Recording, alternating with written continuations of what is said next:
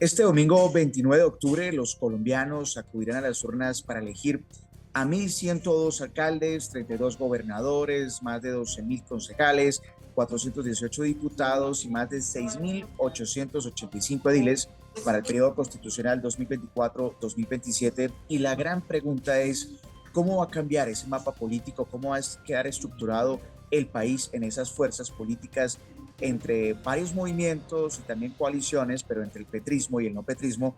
Y por eso hemos invitado a un gran conocedor del acontecer político de nuestro país, el profesor Jean Basset, quien es profesor de la Facultad de Estudios Internacionales Políticos Urbanos de la Universidad del Rosario. Bienvenido aquí a Redman Noticias.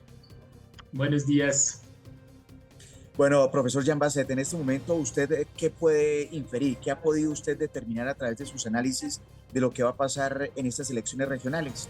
Bueno, como ha dicho, son muchas elecciones territoriales de 1.100 municipios, 32 departamentos, etcétera, muchos cargos que elegir y además en un contexto en que el paisaje político está cada vez más fragmentado. Hay más de 35 partidos, además muchas coaliciones que se pueden armar entre ellas, grupos significativos de ciudadanos, en fin. Entonces es muy difícil leer el panorama con una sola lógica, ¿no? Y estamos tentados a veces de mirar esto desde los lentes del panorama nacional, entonces petrismo contra antipetrismo, pero la verdad es que lo que se está jugando este domingo son elecciones territoriales con temas territoriales sobre todo, entonces es difícil tener una visión única, una lectura única de todos esos resultados que son complejos.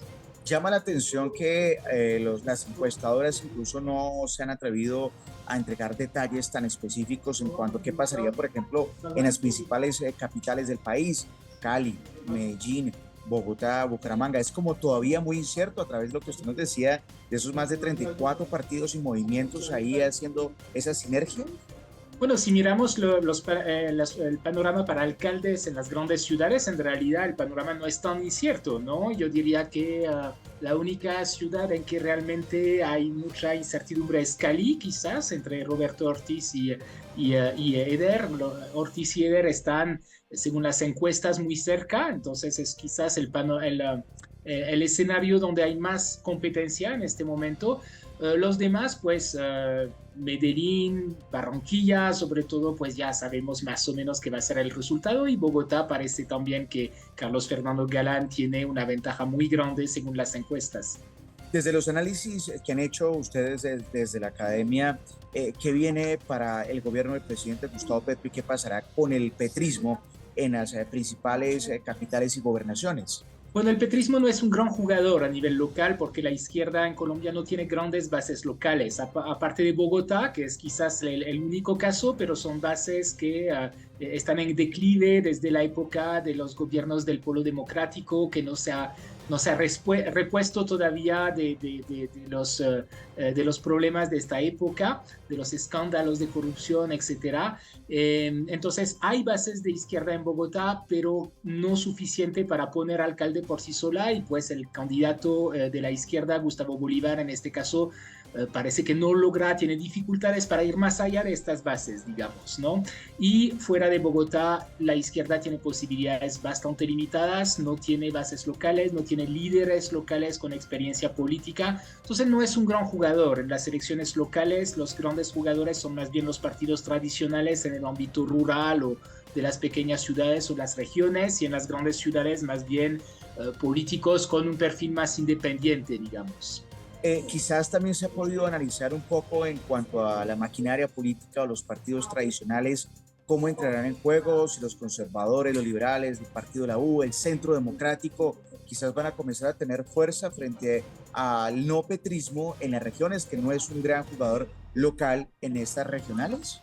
Sí, efectivamente, los grandes jugadores son los partidos tradicionales que no son jugadores en lo nacional. Por ejemplo, el Partido Liberal, Conservador, la U, Cambio Radical, no ponen presidente realmente hoy día, pero sí tienen estas bases locales muy fuertes en las regiones todavía, y por eso son los principales jugadores en las regiones. Yo no diría que Centro Democrático es otra cosa, es más un jugador nacional con ciertas bases en Antioquia en particular, pero más limitadas quizás, y de hecho esta vez Centro Democrático no presentó tantas candidaturas, entonces tampoco es un gran jugador en lo local, pero sí los tradicionales, y ya que hablábamos un poco de lo que puede pasar para el gobierno nacional, ahí sí digamos que hay muchas cosas en juego en lo que puede pasar dentro de esos partidos tradicionales entre los que están más dispuestos a apoyar el gobierno en el Congreso y los que al contrario no quieren apoyar el gobierno en el Congreso. Yo creo que ahí hay un pulso fuerte dentro de esos partidos tradicionales y lo que va a pasar en estas elecciones va a ser determinante en algunos casos. Para profundizar sobre ese planteamiento, profesor Jean Basset, ¿qué posición entonces tomaría el gobierno del presidente Gustavo Petro si vemos no es una fuerte en las zonas locales? ¿Qué posición podría tomar el gobierno? ¿Se convertirá en algo más radical o buscará ahora sí lo que él llamó en un principio un acuerdo nacional? Porque dadas las circunstancias, pues los partidos tradicionales tomarán ventaja en cada una de las alcaldías, en cada uno de los departamentos.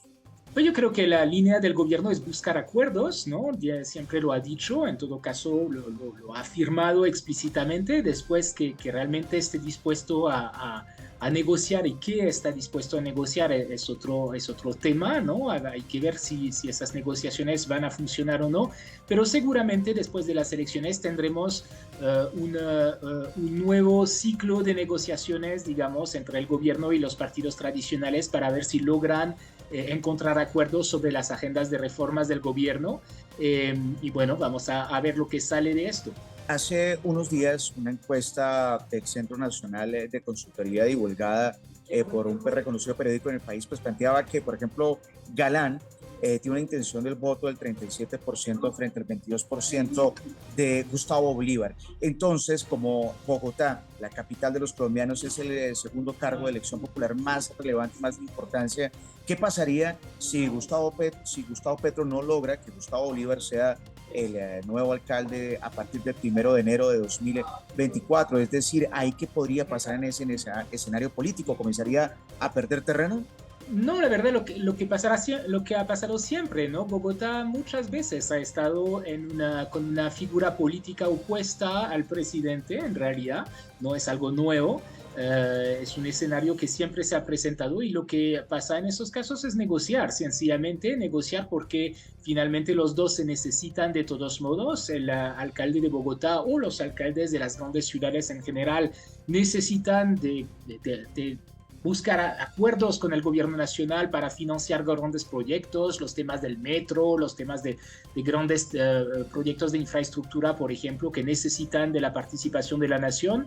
Y pues el gobierno nacional difícilmente puede ir de frente en contra de esos gobernantes locales que son recientes electos, que tienen una legitimidad popular más fresca, digamos, y entonces pues yo creo que pelear no les sirve a ninguno de los dos. Están de cierto modo condenados a negociar y encontrar entendimientos. Es decir, que esos tiempos de polarización van a entrar ahí en el congelador y todavía no van a ser sacados, sino ya con miras cuando esté terminando el gobierno de Gustavo Petro, quizás en plena campaña electoral. Por el momento lo que se esperaría es como tratar de conciliar. Depende del escenario, digamos. En el escenario nacional y sobre el tema de lo que va a pasar con las reformas, yo creo que va a seguir habiendo muchos debates, ¿no? Y muchas pugnas ahí sobre el tema de si se aprueban o no estas reformas en el Congreso y con muchos intereses sociales en juego, pero yo creo que eso es distinto del escenario local que se juega este domingo. Como le decía, esto puede influir indirectamente a través de las tendencias que van a asumir los partidos políticos tradicionales en el Congreso, pero otra vez son escenarios distintos y pues la forma como se van a pronunciar los electores, por lo demás, no es directamente sobre la agenda del gobierno nacional, sino sobre problemas locales. Lo hemos visto, los temas que dominan son los temas de seguridad urbana, de movilidad, de infraestructura local. Entonces, pues yo creo que hay que distinguir los escenarios de todos modos. ¿Se puede saber quizás o ya tiene un abrebocas de cómo quedaría, de qué color quedaría el mapa de Colombia en esa nueva estructura de mapa político? Pues otra vez, yo creo que en el ámbito local los partidos que dominan y que van a seguir dominando son los partidos tradicionales, digamos, ¿no? Que van a tener más alcaldías, gobernaciones, etcétera. Quizás no tanto en las grandes ciudades, ¿no? Donde no tienen tanta fuerza, porque ahí es un voto mucho más sofisticado que van hacia fenómenos de opinión y liderazgos un poco más individuales e independientes quizás, pero detrás de esto los que van a lograr más alcaldías, más gobernaciones, más poder local realmente en las regiones son los partidos tradicionales que van a salir reforzados, pero pues que siempre dominan este escenario local. Es una cosa relativamente previsible y que siempre pasa, digamos. Organizaciones como la Misión de Observación Electoral y también por información que ha entregado la Defensoría del Pueblo, dice que un actor importante en estas elecciones va a ser la violencia, que es otro de los factores que puede estar preocupando y que será determinante en regiones en Chocó o en Cauca o en Putumayo, que lamentablemente van a interferir estas elecciones, de poner quizás candidatos de manera obligada a través pues, de la insurgencia. Bueno, lamentablemente, efectivamente, la situación de violencia preocupa otra vez. Es un ambiente muy distinto de lo que pasó hace 4 años, en que estábamos en el contexto de la implementación de los acuerdos de paz y con mejoras muy notables en seguridad, particularmente en Caquetá, Putumayo, en los departamentos que eran la retaguardia histórica de las FARC. Hoy día el clima es distinto, preocupa mucho la región pacífica, en particular, como lo mencionaba, con el Clan del Golfo, con otros grupos violentos que son activos por allá y que han hecho muy difícil la campaña. Hubo casos de candidatos asesinados, lamentablemente, y pues diversas perturbaciones de la campaña electoral. Entonces eso es muy preocupante. En cuanto a que esos grupos metan como tal candidatos a las elecciones, no es tanto así como funciona. Digamos que más bien están vetando candidatos que estarían absolutamente contrarios a sus intereses, más de lo que están poniendo como tal candidatos. No funciona exactamente así, pero de todos modos es un factor contextual que dificulta la realización de esas elecciones y sobre todo de la campaña de estas elecciones territoriales.